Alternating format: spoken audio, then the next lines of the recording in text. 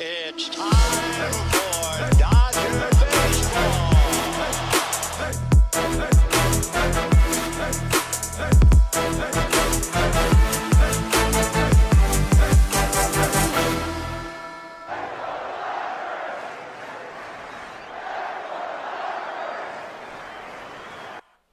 What's going on, Dodgers Nation? Doug McCain here. You can follow me on Twitter and Instagram at DMac_LA. Welcome to the Dodgers Nation post-game show after the Dodgers. They get the win against the White Sox. They win by a final score of 4-1. They improve their record to 36-20 on the year. And tonight, it was all about the Catman. Tony Gonsolin is the story once again for your boys in blue. The Catman is for real, and I think you can definitely make a case that he should have a Cy Young campaign brewing. Now, there's some great pitchers in the National League. You got Sandy Alcantara, you got Joe Musgrove having a great year, Pablo Lopez, lots of talent in the National League. But Tony Gonsolin is for real. The great Catsby is a thing this season. I'm telling you, he is a new pitcher. He's a true four-pitch pitcher, the way he has the four-seam, the splitter, that has pretty much a foot of vertical break since he entered the league. Then you got the curveball to lefties. The slider was effective tonight. As long as he's attacking the zone, this guy is one of the better pitchers in all of Major League Baseball. And I never thought I would say this,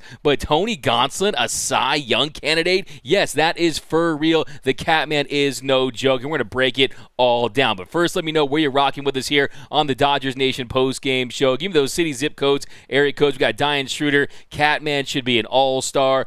Yeah, I mean, there's no question about it at this point that Tony Gonsolin is tracking to be an MLB all-star. And that'd be a fantastic accomplishment for someone who so many people doubted, but now he's 7-0 with a 1.58 ERA, a microscopic 1.58 ERA, and he's continuing to meet the qualifications, so he is qualifying. If you look at this year so far, Tony Gonsolin, 57 innings pitched, a 1.5. I lost you guys right there. There we go. Here we go. Oh, there's my comments. Yeah, so far this season, Tony Gonsolin, he's just been absolutely outstanding. A 1.58 ERA. If you look at that whip, it's also very impressive, sitting at .86. Opponents hitting 157 against him. And tonight, he just made it look easier. See him induce that soft contact. You see him pitch well with runners on base. I thought what he was able to do there in the bottom of the fifth inning was so impressive. A 3-2 count to Berger. He goes deep on him to make it 3-1, give the White Sox their first run of the lead. And then he follows that up by giving up a double to Sheets. So he gives up back-to-back extra base hits to start the bottom of the fifth inning, and he just gets out of it. That Catman has 9 lives, and he uses all of them. And you see opponents very impressive this year with runners on base, runners in scoring position. He knows how to fit his way out of a jam, and in that inning, he ends up walking Pollock, and that gave the White Sox runners on first and second, no outs, and then Mendick grounded into a fielder's choice to short. Pollock out at second, Sheets advanced to third, and then runners on the corners with 1 out. He gets Garcia's swing with a splitter at the bottom of the zone, and that's really the difference with Tony Gonsolin this season. Tony Gonsolin is landing that splitter, that curveball, that slider at the bottom of the zone. He's working that four-seam fastball in the top of the zone. You're seeing him change eye levels against these hitters, and he's just out there pitching. You can see his mind working, and he has that confidence to attack the zone. He has the confidence in his stuff, and it's just been a pleasure to watch him on the mound. I mean, it's been just fantastic to see him go out there and doing work. But here we go. Let's jump into this comment section. We'll talk more about Tony Gonsolin. Is he the ace of the Dodgers? Let me know down below. I still think what Tyler Anderson, Cy Anderson, Tyler, the outs creator, what he's been able to do has been most impressive as well. And you consider that scoreless hitting streak. But look at Tony Gonsolin. He pitches well against this White Sox team that has some nice talent there. You got some boppers in that lineup, and you saw what he was able to do against that very stacked Mets lineup. He goes 6 innings, gives up 1 run, 5 punch-outs, had a walk and 3 hits tonight.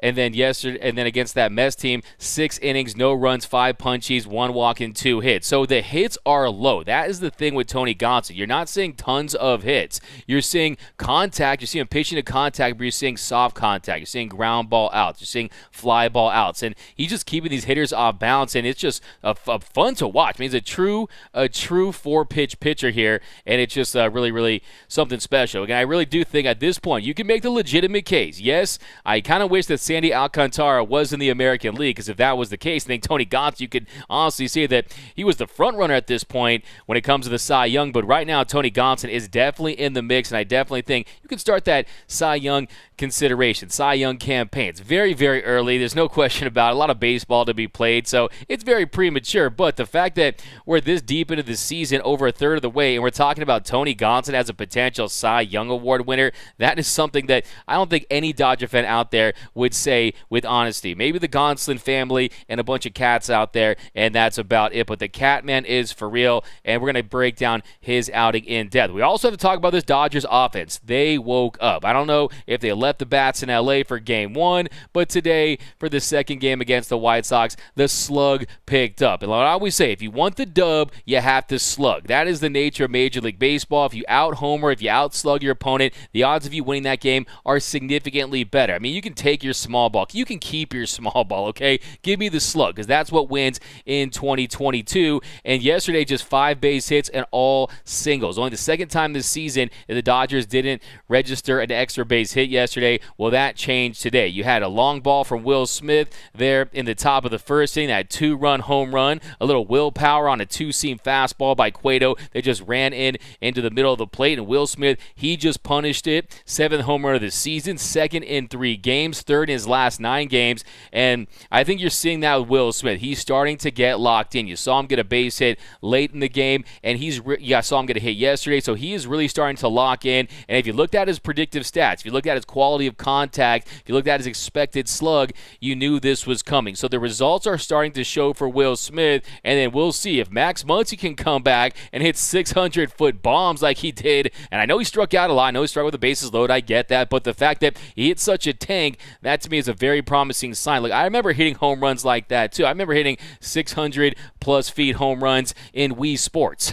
But Max Muncy did it yesterday. So if he can come back and find a way to be that Max Muncy and be that bopper, then I think you throw him in that cleanup spot if you can figure it out. And then you got a stacked 1 through 5. But I think that was a big thing today, having Will Smith and Cody Bellinger contribute and not put the onus on the top 3 hitters, the Mookie Betts, Trey Turners, and Freddie Freeman, to really get the job done. And Freddie Freeman there batting the 2-hole. He's had some struggles of late, but he's the guy that's going to figure it out. But here, back into the comment section, let me know down below, what is the percentage chance that you think right now that Tony Gonsolin has a chance to win the Cy Young? And also, if you had to pick between Ty Anderson, Tyler, the outs creator, or Tony Gonsolin, which pitcher would you go with if you had a Game 7 tomorrow? Who would you pick between those two? Because I think, look, I mean, we can have the recency bias and we can get hyped about Tony Smokes, but hey, Tyler Anderson, he's been fantastic as well. You talk about the real common thread between those two is the split change of Tony Gonsolin. It is a unique pitch. I mean, I've had hitters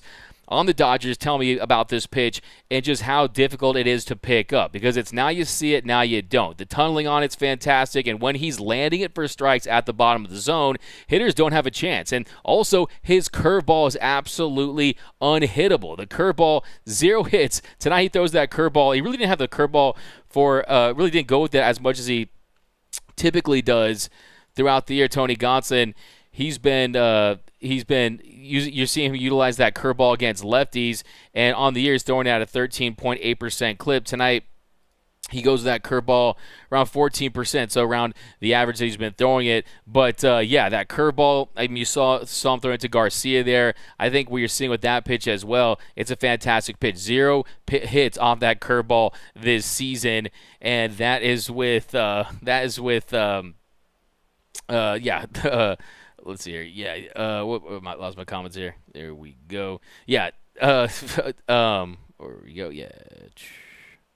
There we go. Yeah, 124 pitches, 124 curveballs, 0 hits off it against Tony Gonsolin this season. So he's been outstanding with that pitch. And like I said, you're seeing that true 4-pitch mix. I'm telling you, he is for real. This is no joke. And I definitely think there's no question. It's not even about I don't even think that's a take at this point, whether or not he deserves to be on the All-Star team. I mean, he 100% deserves to be on the Paw-Star team. I mean, the All-Star team. The Catman definitely is a few good starts away, but I think there's no question about it that he has put himself in that mix. And I think that, hey, just even if he got a few Cy Young votes, how fantastic would that be for a pitcher that was supposed to be this back-end rotation guy? I got to give my man Brooks Smith a lot of credit, too. He told you guys back before the season he was going to be the best number 4 or 5 starter in the season. I think that his performance, even at this point, has to exceed what he's seen so far. But let's go rapid fire on these comments. I lost you guys for a second, and I'm going to get you back here. But, yeah, let me know down below. What are your thoughts on Tony Gonsolin this season? What do you grade his outing? I think I have to give him – I think Tony Gonsolin for this outing, you have to really give him an A, man. You got to give him an A for what he was able to do out there. But here, one second, guys. Just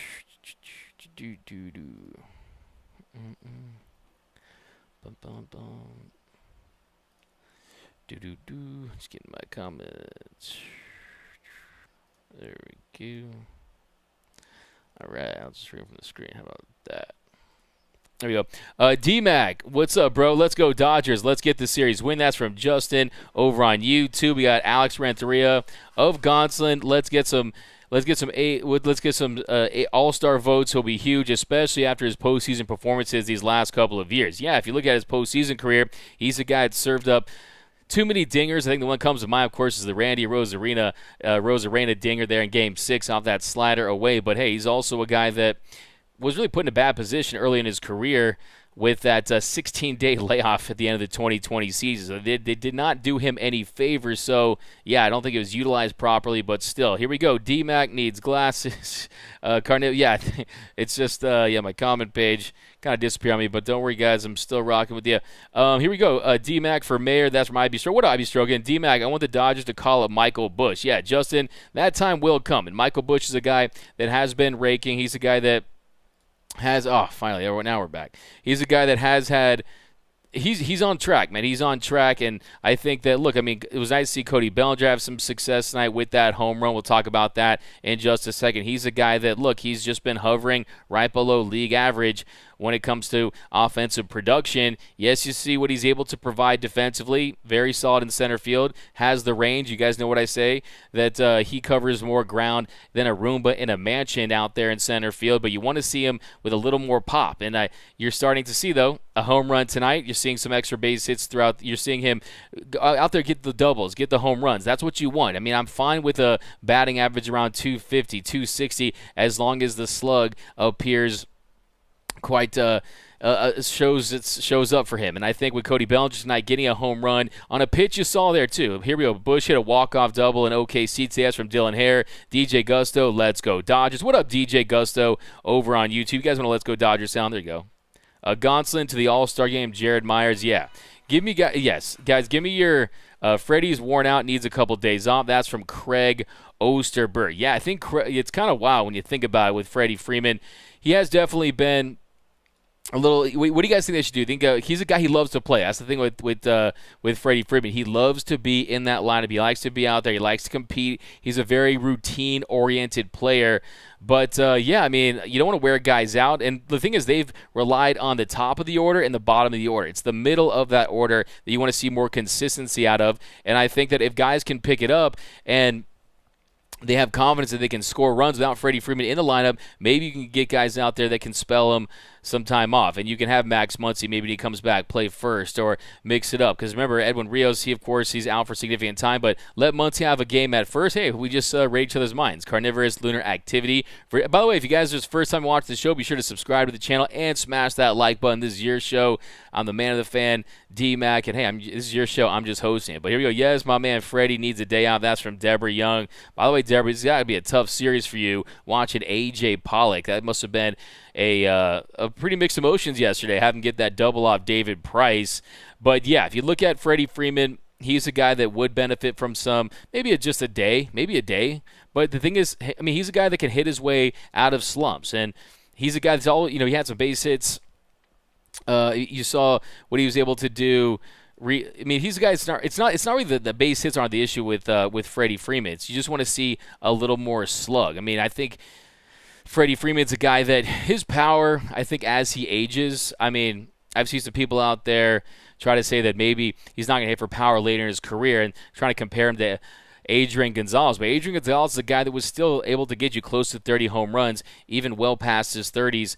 You just had that 28 home run year. So I think when it comes to Freddie Freeman, he's going to be just fine. I just think he got to such a great start. Still right up there amongst the league leaders when it comes to doubles. And I think Freddie Freeman, yesterday he goes 0 for 4, but he goes 2 for 5 against the Mets on Sunday, goes 2 for 5 against the Mets on Saturday, goes 1 for 4 against the Mets on Friday. So stringing some hits together, did have that double during Sunday's game, and that's very promising, and that was to left field, so that's definitely something you want to see from Freddie Freeman. But in the month of June, 23 at-bats, Freeman is slashing 217, 217, 261, has a 478 OPS. But if you look at those slugging numbers, just one extra base hit in those 23 at-bats. So, yeah, I definitely wanted to pick those numbers up. There's no question about it.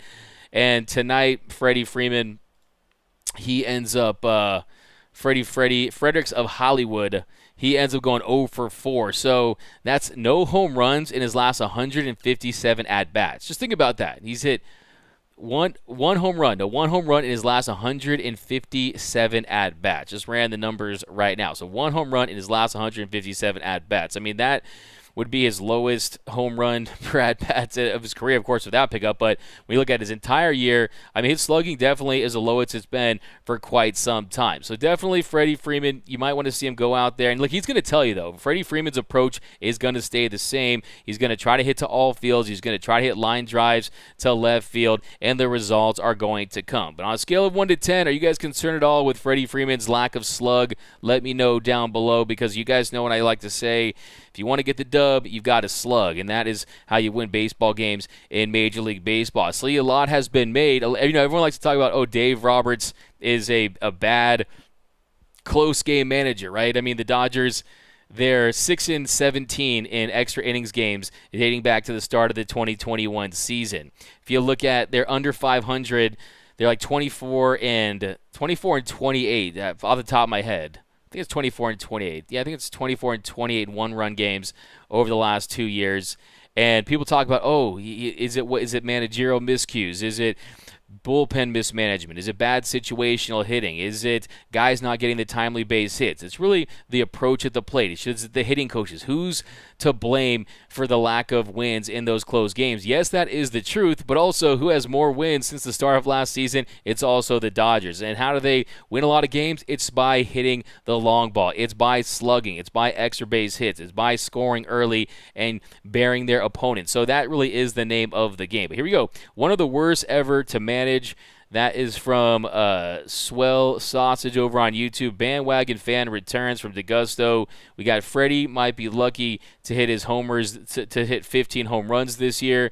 We got Freddie will be fine. We're always worried about someone. LOL. Denny Cruz. Cortez. Yeah, that does always seem to be how it is in the Dodger world, right? In Dodger land, in the Dodger universe, you're always worried about this player's slump, that player's slump. When are they going to get out of that? Well, guess what? I have news for you. This is baseball, and it happens. I mean, players, they fall into slumps. It's the ebbs and flows, the smiles and frowns, the ups and downs of a major league season. That's why it's always so critical to make adjustments. And you're seeing these players, they make adjustments that you can't even see out there. Yes, sometimes you'll see like a Justin Turner opening up his hips to allow himself to get to high fastballs better, or maybe Cody Bellinger changing his stance. You'll see stuff like that if it's so dramatic, but a lot of times it's these very little microscopic things. So what up, D-Mac? What up, Joseph Megazeni, my man, over on Facebook? Freddie Fraud, Man Braves, Beta, okay. Freddie just needs some rest. We got, bro, oh, God, don't worry, I won't read his comments. Dougie, did you buy the new Dodger hat, or was it given to you? That's from Michael. This hat, no, actually, this was like $50, but I financed it. So I financed it through 60. It's a 60-month finance. So, yeah, I mean, these hats are pretty expensive. Nah, man, you know, I was at the stadium. I was actually in the clubhouse, and I noticed the hat, and I noticed Daniel Hudson's hat, and I was like, dude, what's up with that hat? Do you guys have a new a City Connect hat? And they're like, yeah, it's new. We're breaking out today. And I was like, okay, that's pretty cool. So, yeah, it just kind of caught my eye. I mean, I think it's pretty cool. Do you guys like the hat? Actually, we talked about it on Designated Twitter. Hey, Doug, should Roberts have known that role when he tried to put McKinstry on? I think that, look, based on what I've heard is that, yes, I mean, he did. You got to give Dave credit. I mean, he was very accountable.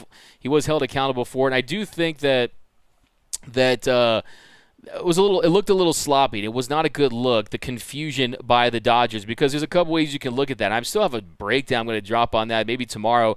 And when you look at it, there's a couple schools of thought. Do you say that, that was a slick move by Dave Roberts because he knew the rule and was going to see if they were going to enforce the rule? Was he going to see if Buck Showalter was going to point it out? Because last season, Justin Turner was a 0.00 ERA, by the way. He goes out there and he pitched, and it wasn't a 6-run lead, and they got away with it. But they relaxed the rule because of COVID-19, the protocols. But they decided to enforce it once again this season. And I do think that, yes, you can look at it that way, but I just truly believe that I don't think it crossed their mind. I don't think that – I know Dave Roberts in the back of his mind knew the rule, but maybe he didn't know how much they were enforcing it again this season. I don't think it was a situation where he didn't know that rule existed at all in the first place. But I do think that it wasn't a good – D-Mac, what's up? What's good, bro? What up, Justin? How you doing, Justin, my man? Justin, were you guy that were you the guy I met at the Dodger game? Justin was like, hey, this guy, he's a fan of Dodgers Nation. So, hey, what up, Justin? That's you. The hat looks good, Doug. You guys like the hat? Yes. I mean, look, all I got to say is it's so much better than that Giants hat, man. That Giants hat is terrible. They look like pumpkins. I'm telling you, Jock Peterson looks like a Jock-O-Lantern. It's not a nice look. But love the new City Connect hat, but they should have put Los Doyers on the side. That's from Ruben over on YouTube. Hot take, cut DP, bring up Bobby Miller. That's from Jared Myers. You're going to get the fire flames with that take. And we have a roundtable tomorrow with some very strong thoughts and takes on David Price. And look, David Price is a guy that he just doesn't fit this Dodgers team. There's really no role for him. And I think that David Price would be well served if he was traded. And he was traded to a team that would use him as a number 4 or number 5 starter. He needs to go into a role that he's comfortable with. And I think if you're the Dodgers at this point, you're not going to get very much for him. You might get a bag of Funyuns and a $5 Subway gift card or some used rollerblades or a used Razor scooter or maybe a Razor cell phone or something like that. You're not going to get very much from David Price, but I think that you kind of have to do him you have to do him a solid, and you have to do what's right for the player, because I think that if there's a team out there that's willing to take on even a little bit of that salary that the Dodgers are paying, you see, so $32 million, and Red Sox are paying $16, the Dodgers are paying $16. You see if they are able to pay some of that salary, eat a little bit of it, Dodgers will foot the bill for most of it, then you make that trade. But if not, I do think you should DFA him at some point. You know that he's not a guy, of course, you can send down, and just really not room for him on this bullpen. I just don't think that he's going to be effective for this team, and he's just really a dead asset at this point. So really, it's nothing against David Price. I think he's a great guy. He's a great teammate, but just not a good situation for him for the Dodgers. But hey, guess what? He is the Mookie Betts tax. Without David Price, there is no Mookie Betts, right? Here we go. Can we get a bag of Doritos for David Price? Maybe some salsa verdes. Price, send him to Anaheim. Can't hurt them. That's from Swell and Sausage. Price always some team has need for pitchers. That's from Blue Magic. Can we trade for Frankie Montas? Justin, I'm actually dropping a video pretty soon.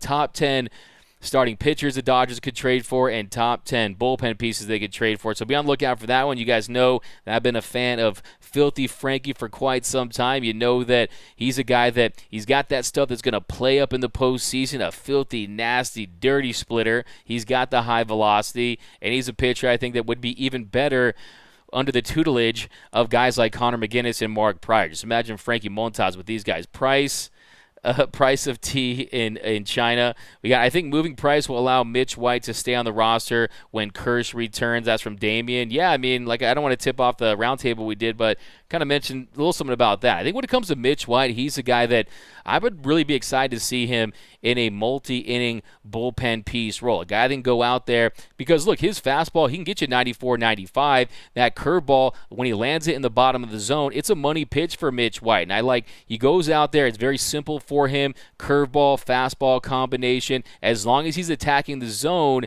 he's a guy that can go out there and be effective. Look, Tony Gonsolin's a guy that he wasn't effective when he wasn't attacking the zone, and then he figured things out, and he learned how to throw that curveball for strikes at the bottom of the zone, get that splitty in the zone more, use that slider against righties, and he still has some nice velocity on that fastball as well. And I think tonight, too, you saw how when Tony Gonsolin slows the batter up just to speed him up, you can get that 93, 94 mile per hour fastball to have that late life, to have that electricity and keep hitters off balance. So look, don't get caught up too much on the velocity. The velocity is great. Yes, velocity is king at times, but if you don't mix it up, if you don't keep hitters off balance, Major League Baseball hitters, they can time up a bullet. We know that at this point. But here we go.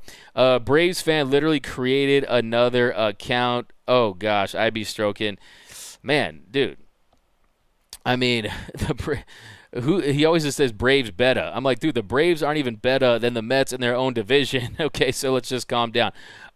Braves fan, stop it. Freddie, guys, honestly, I can't even believe, because it's already 8 o'clock, so it's 11. That's way past that Braves fans' bedtime. You should go back. What is going on there?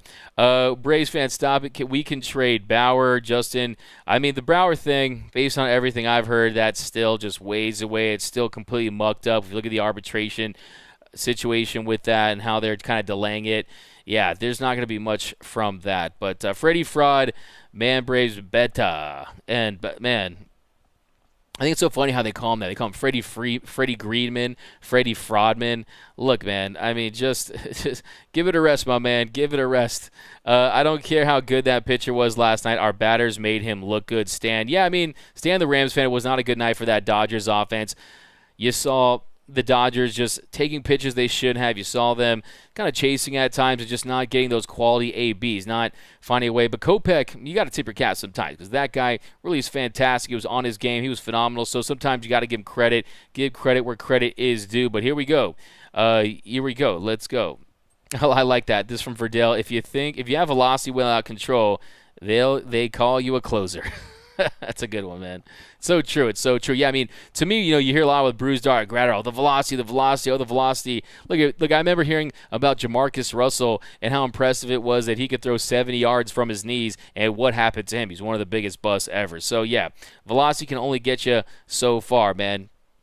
If you have a Lamborghini, you still have to know how to drive it, right? White looked very good. Yeah, I think Craig Osterberg, White did look really good. He looked confident out there, the way he was challenging hitters, the way you saw him get out of that jam there, saw him in the 5th inning. I thought that he was very impressive, and I think that it was a step in the right direction for him. And I think that with Mitch White, the flashes for him, we saw last year, 7 1/3 scoreless against the Pirates. He's a guy that as long as he has the feel for that curveball, and he's throwing strikes, that is the difference. And we've seen that. We know that at this point that some of these pitchers, especially when they're young, they have a mental block when it comes to attacking the strike zone. If you looked at tonight, Tony Gonsolin, 6 innings pitched, 3 hits, 1 earned run, 5 Ks, 84 pitches, 52 for strikes, lowered that ERA to an NL low 1.58.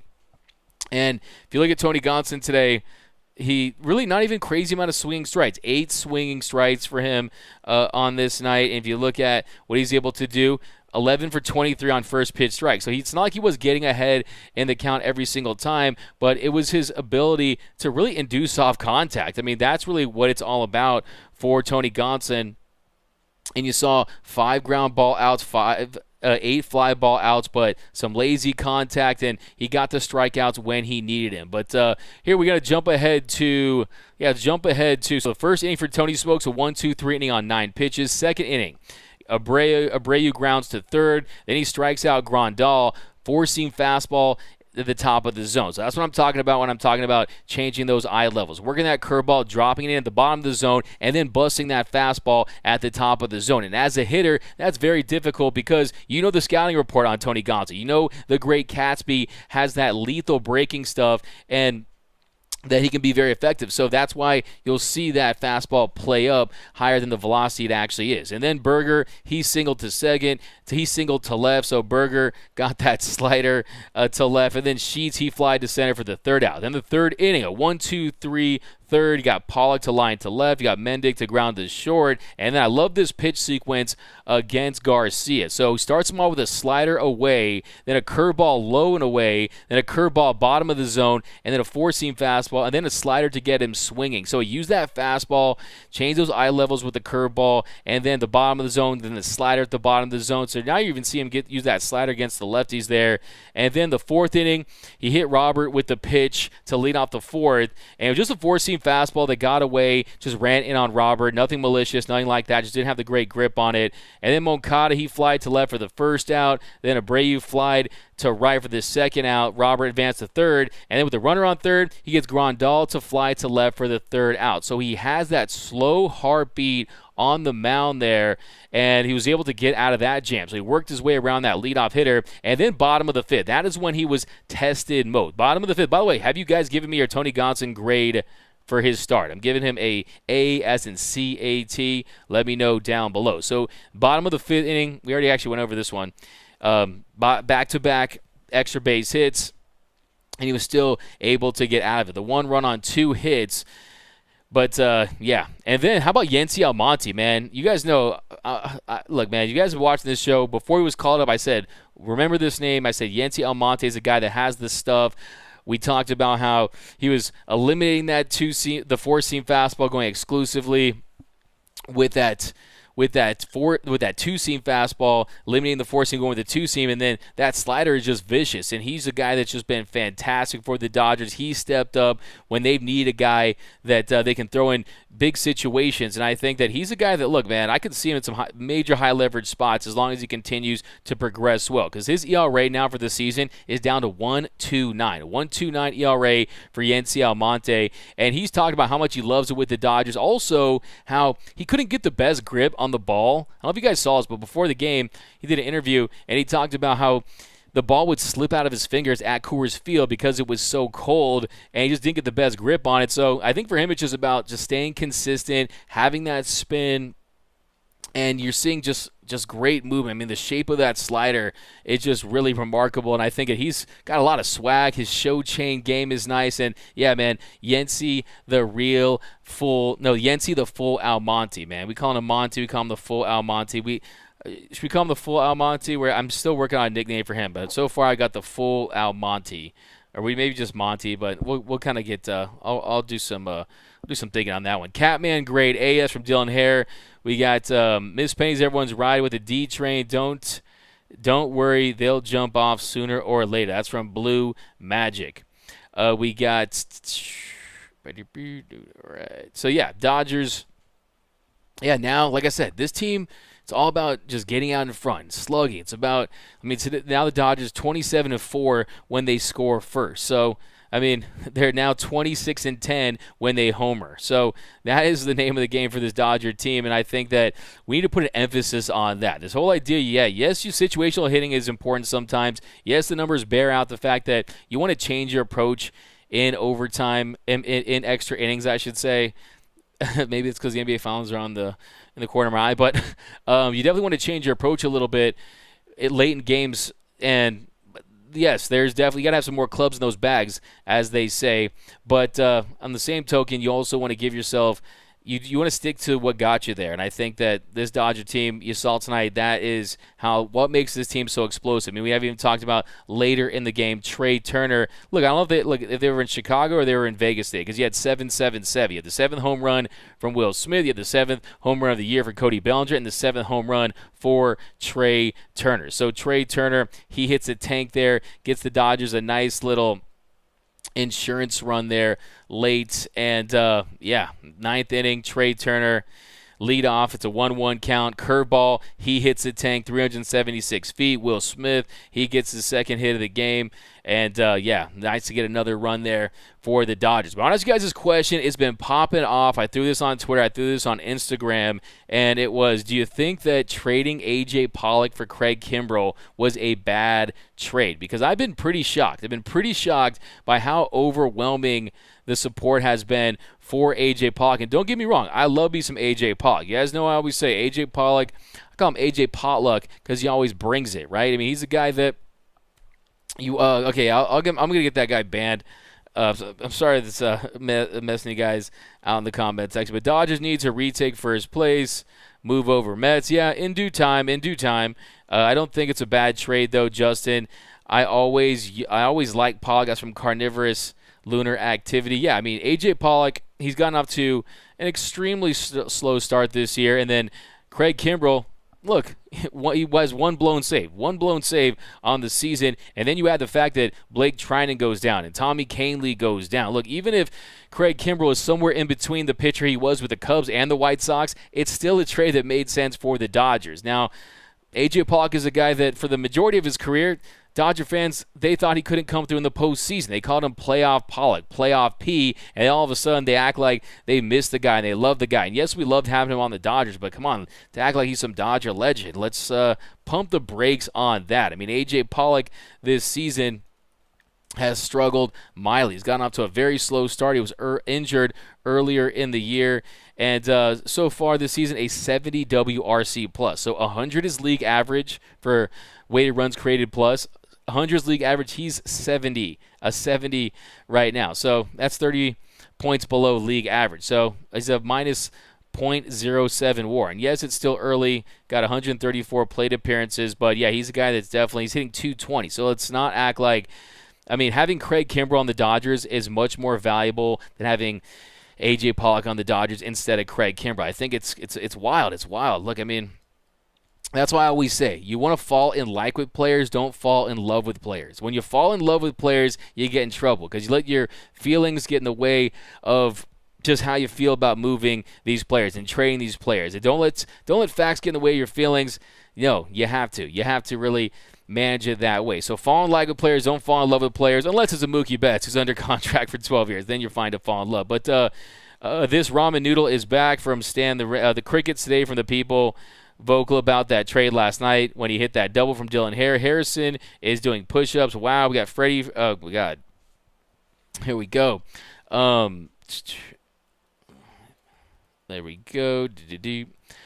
We got I'm still gutted over losing Seager. Yeah, losing Seager is definitely something that he's a little different because he's a guy, of course, that, he was drafted by the Dodgers, first-round pick by the Dodgers, and then, of course, he was developed by the Dodgers, and then he ends up being the Rookie of the Year, all-perennial All-Star. He wins the World Series MVP, so that's a little different, but when you look at the contract that he received, I think that you have to feel okay about it in the long run. But hey, look, the Dodgers, they get the big bounce-back dub today against the White Sox, and like I said, we're going to be coming at you guys more shows all season long, and it's all thanks to you. So keep coming with those fire takes and react. Every time you guys see a game, be ready, have those takes ready, and we're going to react with you guys here in the Dodgers Nation post-game show. Have those fire takes, whatever you got. If the hotter, the better. I heard today you said bring up Bobby Miller.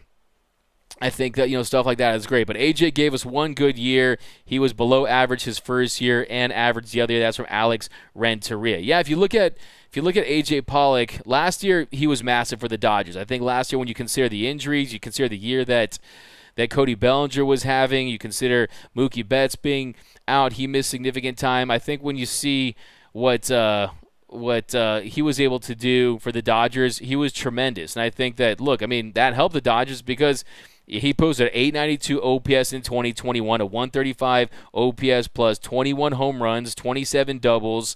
And then in 2020, in 55 games, an 881 OPS. He was really good and still above league average in 2018 and 2019. So he really is solid. He was solid with the Dodgers. It was just about him being injured. Unfortunately, he had his mail sent to the IL because he practically lived there a lot of those years, right? So I think when it comes to A.J. Pollock, that was kind of the issue. But this year, he struggled, and it's unfortunate for him because, He's putting himself in a position where he's going to win another contract. But, yeah, to me, I don't lose sleep over losing A.J. Pollock, and that's nothing against him. But this team, they need bullpen help, especially when you consider the fact that Blake Trinan's season is in doubt. Tommy Kahnle, we don't know what they're going to get from Dustin May or Danny Duffy. Lots of questions in this Dodgers bullpen. You saw Dylan Betances. He made his debut, so we'll see what happens with that. So a lot of questions. So to me, I think Craig Kimbrell, if you look at the way his velocity is trending, the command on his curveball has improved. I still think that, one, he's going to have a better year than Kenley Jansen, and two, he provides much more value to the Dodgers than A.J. Pollock would. I don't think that's even a debate at this point. But let me know down below in the comment section. But let's jump into a couple more comments here, and we will head out of here. Here we go. Umpire stats should be posted during games. I love that take. Seager not performing great for the Rangers so far. That's from Dylan. Yeah, it's a long contract. I think Corey Seager is a guy that, when you talk about that lineup, I mean, he realizes the benefits of batting behind Mookie Betts, right? And late last year, batting in front of Trey Turner and playing with a talented cast of characters. And I think when you look at that, last year with the Dodgers, a 915 OPS for Corey Seager. This year, a 708 OPS. He's slashing 227, 296, 412, slightly above average with a 105 OPS plus just 6 doubles. Does have 11 home runs, so he has been able to get bombs this year. So that's something that you got to feel good about if you're Corey Seager. But, yeah, he's gone off to a slow start. But, yeah, to me, at that price, that has to be one of the biggest overpays in the history of Major League Baseball. They're basically paying $325 million for an average hitting above a slightly above average hitting third baseman at this point. So, I mean, he's going to make that slide over. So, to me, I don't lose sleep about that. I mean, you get attached because, yeah, man, the boys of summer, you watch these guys every day. But like I said, fall in like with players that you know they're going to leave. Fall in love with players that are locked up long term. That's what I always say. But, yep, guys, thanks for rocking with me here on the Dodgers Nation post-game show. As always, you can follow me on Twitter and Instagram at DMAC_LA. The Dodgers get the win. They improved to 36-20. A nice bounce-back win. The Dodgers had gone 2-8 in their last 10 games. You saw go 2-6 in the last homestand. So getting a big win against the Chicago White Sox team after yesterday's disappointing loss where only had 5 base hits, all singles, to go out there and get the long ball once again.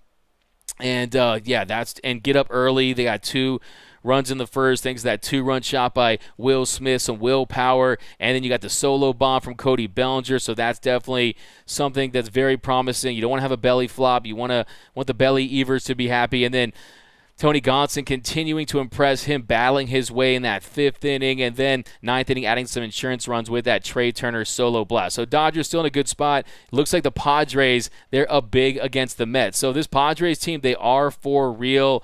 We'll get your thoughts on that. Do you guys think the Padres are for real? And then we'll head out of here. But here we go. Stan, the Rams fan, should be 41-12. Seager's all about the money and not championships. That's from Carl. It's a hot take. Have a beer on me. Hey man, I'm in the mood for some beers too, man. I'm gonna crush like a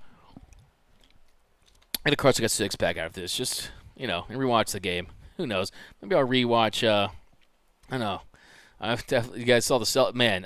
You guys know I'm a diehard lifelong Laker fan, and I actually picked the Celtics in 6 games. And it's such a gross feeling.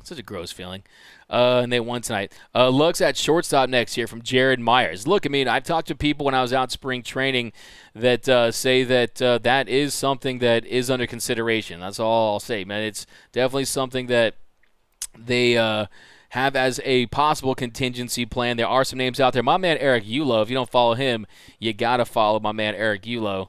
He is if you're not doing this Dodger fan thing and Laker fan thing right, if you don't follow Eric Eulo, he's a big fan of Xander Bogaerts. By the way, follow Eric Eulo at EEULAU. Tell him D-Mac sent you. But I mean, Xander Bogaerts, you're going to have Carlos Correa, which I don't know how you guys feel about Correa, but one way or the other, it's a player that's going to impact the market for the Dodgers, and you kind of fully expect him to opt out, try to maybe get a big deal, $300+ million. Xander Bogaerts, you're going to see Trey Turner. He's a guy that that's going to hit the market unless the Dodgers are able to work out an extension. So we'll see what happens. I think Gavin Lux is a player that you want to see him pick up the slug as well. I mean, he's having a pretty solid year, and I think Yeah, I apologize for that Braves fan because, look, he's brave to come here and challenge these Dodger fans, but I'm going to get him banned. Look, I'm going to call his mom tonight. I'm going to tell him to spank him for all of us. All of us, I'm going to have his mom give him a nice big spanking. He's going to go into his basement, and I think this will be the last we hear. I've seen how Dwayne, I've seen how slow you drink beers, D-Max. So you're right. I better start that six-pack now, and maybe I'll be done by the All-Star break, right? No, man, crush brew. What are you talking about? This is straight vodka in here, man. You crazy? Yeah, absolutely. Lux is no Trey Turner. There's really not any other Trey Turners. I mean, when you think about it, I mean, Trey Turner is an elite player. He's a world-class shortstop. There's no question about it. That's why you guys know I'm fully in favor of a Trey extension. I think you pay Trey. I think it's a no-brainer move because elite shortstops, premium shortstops, they don't grow on trees. And he's a guy that, look, there's just not a lot of plan Bs out there. I mean, would Dodger fans really embrace the idea of a Carlos Correa? Would you go all in on a Xander Bogaerts, who's represented by Scott Boras? I mean, Dansby Swanson, he's not a bat that moves the needle. He doesn't feel like a Dodger to me. Tim Anderson, he's on that $12.5 million team-friendly club option. They're going to pick that up. He's a name I'd be interested in, of course, if he was able to hit the market, but that's not going to be the case. So I do think the Dodgers are in a spot. By the way, it's interesting. Someone pointed this out to me that on Trey Turner's Twitter account, it says currently playing for the Los Angeles Dodgers. Do you guys see that? That's what it says in his profile. Currently playing for the Los Angeles Dodgers. I don't know about you, but that doesn't feel like someone who's in love with the Dodgers, but we'll see. We'll see. I still think that anything's possible when it comes to a Trey Turner extension. I think the Dodgers are going to pay close attention to the year he has. They're going to see how he performs in the postseason. But I think that, man, you just love the durability, man. Got to see Sweet Butter Slide extend Trey. Yeah, you guys know the smooth sliderator needs to slide into an extension with the Dodgers. But Mike Jones, too, love Trey, but we already have a few long-term contracts, and smaller players don't typically age well. With that being said, I'd sign him for a few great seasons. Yeah, but I do think if you look at Trey Turner's durability and the way he's performed throughout his career, the fact that he's such an athlete, and that, I mean, you could see that as a negative, the fact that speed is such a big part of his game, and as he continues to slow down, will he still be an effective player, or will he still be that special player, I guess I should say. That's something to consider, but after a slow start, I mean, he's got that batting average over 300 again, OPSing over 822, and I think with Trey Turner, I mean, I really look at those games played. That's for sure. I mean, 148 games in 2021. He's a guy that 59 games in 2020. He played all 162 games in 2018. I mean, this guy, he is a baseball junkie. He's a baseball rat. He loves to play, and trust me, that is something. There is something to that, and he's definitely a player that I'd be willing to invest in long term. But yep, guys, as always, fun rocking with you guys. Find the Dodgers, get the dub. We're going to be back a bit. You know, we've had some other stuff popping off, so we missed a show here or there. But we're going to be coming at you 3-4 times a week, maybe even more than that, depending on how things go. But that's all thanks to you guys. So a couple more guys, and we'll hop out of here, and you guys can enjoy the rest of your Wednesday night. But we need Correa type to fire up that clubhouse. Okay. Hey, man. JC Penney's love the post-game streams. Keep up the great work, Doug. Hey, thanks. I appreciate it. Love you, D-Mac. Hey, love you right back, man. You guys are always fun to kick with, talk Dodger baseball. I could do this for like 5 straight hours. Trust me, I definitely could. Think blue, bleed blue. Better than the Braves. I'm going to work on that Braves fan. Trust me, man. That Braves fan is going to be grounded all summer when I talk to his mom. Trust me on that one. But thanks, guys. And, his Braves are going to take the ATL again this season, just like they did in 2021. I forgot what happened that year. I don't even remember. I honestly blocked that out. D-Mag, that's a bring on more shows. Yeah, for sure. But thanks, guys. Why are the Dodgers wearing the All-Star? Dude, you know what's Richard, I just thought that earlier today because I was seeing MLB The Show and I saw that on there. Why aren't the Dodgers wearing All-Star patches on their jerseys this year? I'm gonna find out for you. Richard. So be on the lookout the next year. I'm going to get to the bottom of that and find out why. And it's really interesting, too, because when you think about it, next year they're going to have advertising patches on that sleeve. So you would think you would take advantage of one last season where you could have that all-star patch because that's one thing when you consider the fact that the Dodgers, their uniforms are always classic. That's one thing that separates the jerseys from the 60th anniversary of Dodger Stadium patch to the 1997 50th anniversary of Jackie Robinson patch. I mean, that's one thing that I think is very special, but I'll definitely get to the bottom of that. But thanks again for rocking with us, guys. Couple more bottom of the ninth, 2 outs. I'll get some more here. Not a big fan of Trey. He sucks when it matters. And I think Strawberry on Coke, I mean, that is kind of the argument against Trey Turner is his ability to perform. Because, I mean, you sometimes, you hear some naysayers out there that say, hey, does Trey Turner feast on bad pitching? And then when it comes to the postseason, you see that big, long, sweeping swing out there. You see him not covering all parts of the plate, and he just looks a little befuddled. But I think last year it kind of had to do with the fact that they really ran him hard down the stretch. But, yeah, I think that he does need to silence some of his critics by having more success in the postseason, because right now, 4 years, 9 series, 179 plate appearances, he has a 561 OPS. A 561 OPS in the regular season, in the postseason for his career.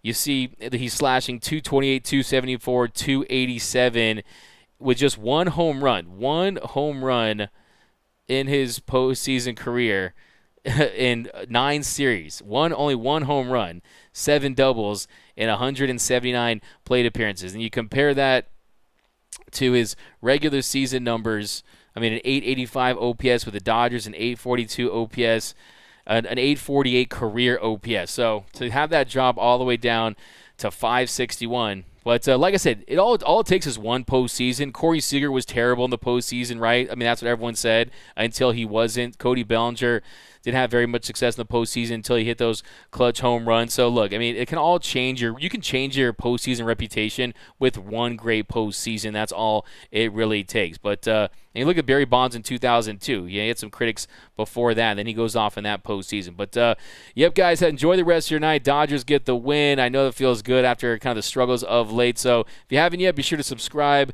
to the Dodgers Nation Post YouTube channel. Hit that subscribe button. Hit that notification bell. Also, you can follow me on Twitter and Instagram at DMAC_LA. Enjoy the rest of your night. And until next time, think blue, bleed blue, and I'm out. It's time for